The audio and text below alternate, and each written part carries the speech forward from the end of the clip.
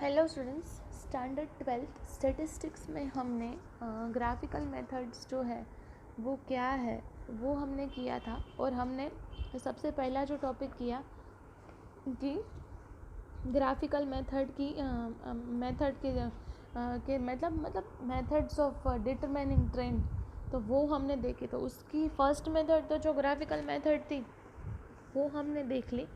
Second उसकी जो method है, मेथड ऑफ लीस्ट स्क्वायर, ये मेथड जो है वो बहुत ही इम्पोर्टेंट मेथड है और ये मेथड एग्ज़ाम ओरिएंटेड भी है। बहुत ही इजी उसके सम्स होते हैं। अगर आप उसका जो कॉन्सेप्ट है वो ध्यान से समझ लेते हो तो ये मेथड आपके लिए बहुत ही इजी बन जाएगी to explain. As a limitation of graphical method, we show that if a mathematical technique is not used, then the trend and estimates obtained from it change the person to person and its reliability cannot be known.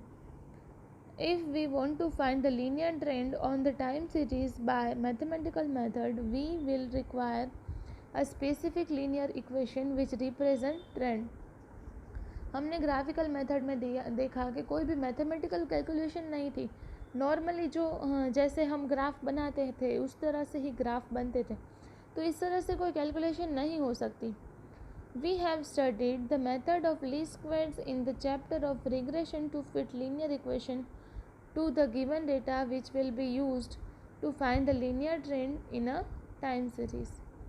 Suppose the values of the variable yt in the time series are available based on time t. We shall use the linear model. Linear model हम find करेंगे yt equals to a plus alpha plus beta t plus ut, where ut is disturbance variable. To represent the relation between them, the estimated values y cap t of yt can be found by fitting the model using the method of least square. We will use the equation y cap t equals to a plus bt for as shown in the chapter 3. हमने chapter 3 में जिस तरह से equation किया था y cap का, उसी तरह से हम इसमें करेंगे. We will ignore the suffix t in yt for simplicity and consider y cap equals to a plus bt. The dependent variable is y and independent variable is t. The constant a and b are obtained by the method of least square as follows. a and b हम इस तरह से find करेंगे. a and b का आपको formula यहाँ पे आपकी स्क्रीन पे आपको दिखाई दे रहा होगा.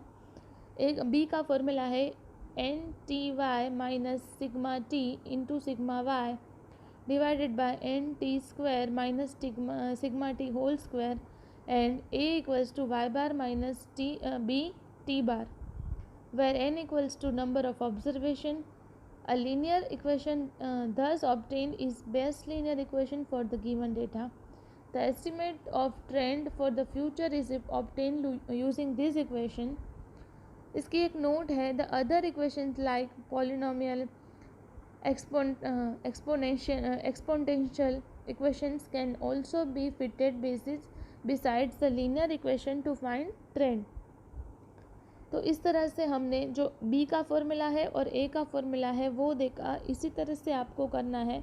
दोनों का जो फॉर्मूला है वो आपको याद रखने हैं. ये आप फॉर्मूला देख सकते हो कि हमने चैप्टर नंबर 3 में जिस तरह से किया था उसी तरह से है. सिर्फ यहाँ पे हमने जो डिपेंडेंट वेरिएबल y है और इंडिपेंडेंट वेरिएबल t है, हमने उसमें देखा था कि इंडिपेंडेंट वेरिएबल x था और इसमें जो है वो t है. बाकी कुछ भी डिफरेंस नहीं है, आप देख सकते हो. तो इस तरह से आपको हम जो सम्स हैं वो करने हैं. बहुत ही इजी है.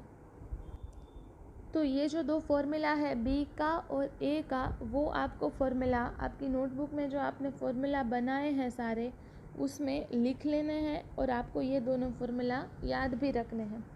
अब हम इसके मेरिट्स और डीमेरिट्स की बात करें कि लीस्ट स्क्वायर मेथड के मेरिट क्या है और डीमेरिट्स क्या है. तो मेरिट्स की सबसे पहले हम बात करें. This method is absolutely mathematical and hence the future estimate do not change subjectively with the person. ये जो एस्टिमेट्स है वो मैथमेटिकल बेसिस पे हैं, तो ये रिलायबल है. The trend estimates can be obtained by this method for each of the given values t. The trend estimates can also be obtained for intermediate periods as the trend values are obtained using equation. For example, the trend estimate for the period in center of the second and third year can be found by taking t equals to 2.5. And हम उसके limitations जब देखें तो limitations है this method require extensive calculation to find trend. इस मेथड में सबसे ज़्यादा देर लगती है, बहुत ही मतलब कि मैसी है. The reliability of the estimated values obtained by this method is less if appropriate type of trend curve and suitable equation is not fit. मतलब कि सूटेबल इक्वेशन जब नहीं मिलता है और अप्रोप्रिएट टाइप ऑफ ट्रेंड भी नहीं मिलता है तो जो ये मेथड है वो रियलाइबल नहीं होती, तो उसकी रियलाइबिलिटी जो है वो कम हो जाती है.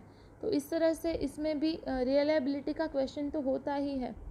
तो हमने आज जो मेथड ऑफ लीस्ट स्क्वायर क्या है वो देखा, उसका बी का फॉर्मूला देखा और उसके बाद हमने उसके जो मेरिट्स और लिमिटेशंस है लीस्ट स्क्वायर के वो हमने देखे.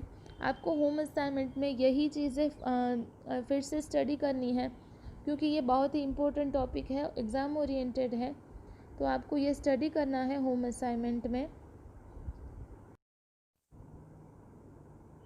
आपको आपकी स्क्रीन पे ये जो 2 क्वेश्चंस दिख रहे हैं वो 2 क्वेश्चंस आपको होम असाइनमेंट में लिखने हैं और उसको टाइम टू टाइम सबमिट कर देना है. आपकी टेक्स्ट बुक में जो सेक्शन डी है उसके ये 2 क्वेश्चंस है 5 और 6, वो आपको लिखने हैं और उसको सबमिट करके भेजना है. Thank you.